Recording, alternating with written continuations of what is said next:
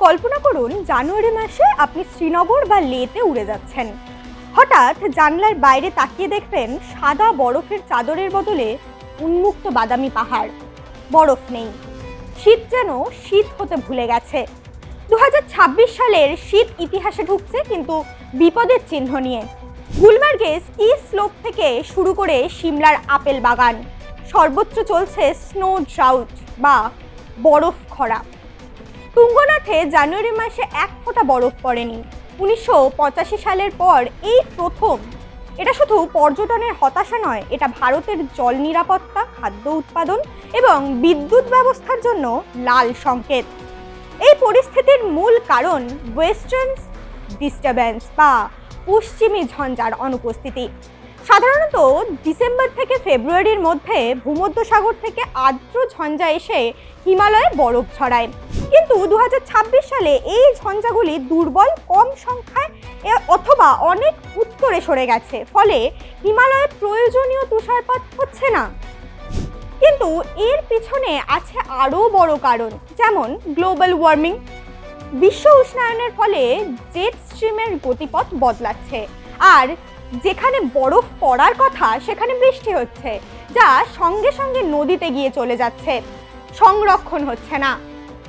হিমালয় ধীরে ধীরে তার প্রাকৃতিক জল ধারণের ক্ষমতা হারাচ্ছে। বরফ শুধু সৌন্দর্যের বিষয় নয়, বরফ মানে প্রাকৃতিক জলাধার।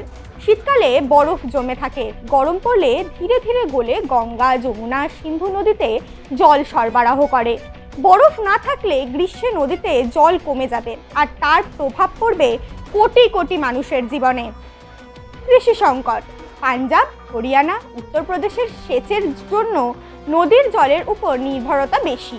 বরফ গলা জল কমলে ফসল ক্ষতিগ্রস্ত হবে। হিমালয়ের আপেল চাষ সবচেয়ে বড় বিপদের মুখে।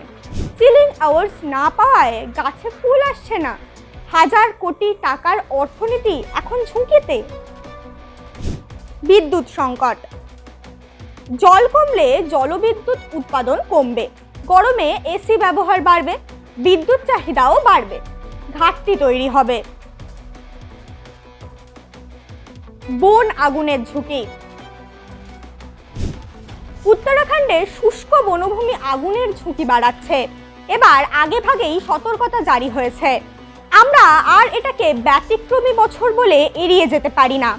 শেষ 6 বছরের মধ্যে 5টি বছরেই বরফ পড়েছে স্বাভাবিকের চেয়ে অনেক কম। এখন দরকার অভিযোজন। জল সংরক্ষণ। লাদাখের আইস টুপা প্রজেক্ট, শীতের জল জমিয়ে বসন্তে ব্যবহার, দেশ জুড়ে ছড়াতে হবে। কৃষিতে পরিবর্তন।